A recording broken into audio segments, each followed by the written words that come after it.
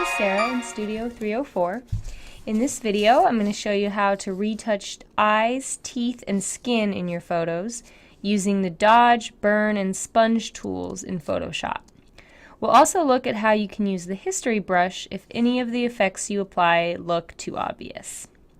So all three of these retouching tools, dodge, sponge, and burn, are found under one icon menu in the toolbar on the left here of the Photoshop window. So when you click and hold on most of these tools, you'll see that there are other options available. So if, for example, if I click and hold on the marquee, it brings up these choices of shapes to use for the marquee. And the same thing with the lasso, has these other types of lassos. Dodge, burn, and sponge are all under the same icon, which is right above the fountain pen, the pen tool. And which icon you see here will depend on the last tool that you used. So it may be the dodge tool, which looks kind of like a lollipop, but it could be one of the other ones too. So it's, again, that one right above the fountain pen. Let's start with the dodge tool. And the dodge tool lightens an area of the photo. So you could use this to brighten the whites of someone's eyes or maybe their teeth. So first you want to make sure you've got that tool selected by clicking on it. You may want to zoom in on the photo you're working at to 100%. Zoom in and out on your photo by clicking up here on the View menu at the top, and you see choices for zoom in, zoom out, and you can also choose 100% to zoom in all the way. There's also a keyboard shortcut for zooming in and out, and that is the Command and the plus key on the keyboard to zoom in, or the Command and the minus key to zoom out. So we're already at 100%, so I'm going to leave it there. My brush is really big right now, so to change the size of your brush, if you right-click just anywhere in the image window, it brings up this menu, and you can drag the slider for size down to resize. You probably want to set the hardness at 0%, so that means it's going to have the softest edge possible, and that will blend what we're doing here better with the surrounding area. And then if you just hit the return key on your keyboard, that will accept the changes and get rid of that window. So another way to resize your brush, if you want to resize while you're, so you can see what you're doing, is to hit the square bracket keys on the keyboard.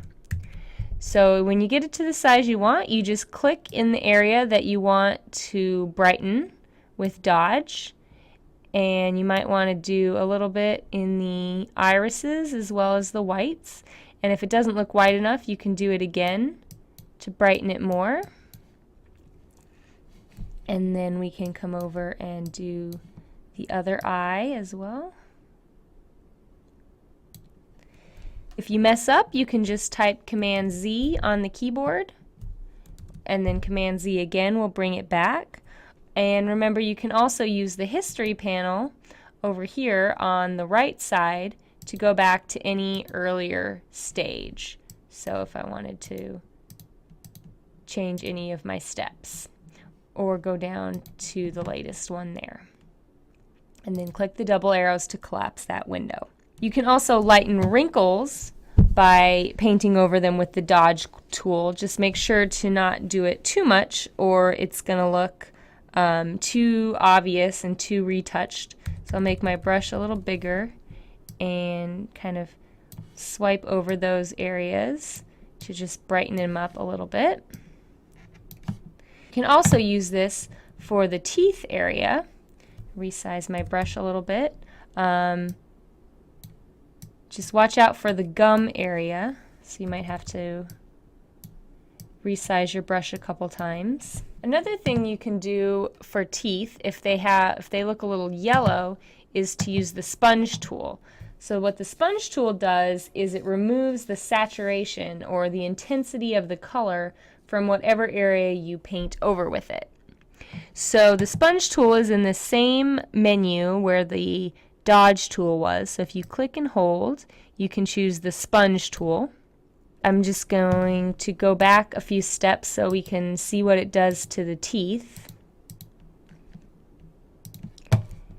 and then when you paint over, it takes out some of the color from that area. So again, watch out for the gums. So if you got too far into the gums, you'd see it start to take out the color from the gums, and that looks not good. The last tool in this set is Burn. Burn is the opposite of Dodge. It darkens areas that you paint over. So you can use this tool to create some skin contouring, like maybe in the temples or under the cheekbones. So let's zoom back out on this. You can go up to View and say Fit on Screen, or the keyboard shortcut would be Command 0 to take it back out. And then let's zoom in a little bit more. I'll do Command plus and Command plus again to zoom in. Choose the Burn tool by clicking on the same tool option that where we got Sponge and Dodge, and choose Burn this time. And I'll make my brush a little larger, and you could dodge maybe this area of the temples or under the cheekbones, maybe under the lip there. So after you retouch a photo like this, it's always good to take a step back and maybe look at another picture or look away from the image just for a second, and then look at it again and see if it looks too fake. And if you want to kind of lessen what you've done, make it less obvious, you can use the history brush to bring back some of the original image. So the history brush is about 4 tools up from Sponge and Dodge and Burn, and it looks like a brush with an arrow going around. So if you click on that, you'll get the history brush. I'm going to make my brush bigger by clicking the square bracket here. You can change the opacity up here in the top menu bar. So if it's all 100% opaque, it's going to completely bring back the original photo, take the photo all the way back to the history. If you lower that opacity to maybe 25%, then it will just bring back a little bit of the history while leaving some of your changes. So you can swipe along there to lessen the effect a little bit, but still leave some of the changes.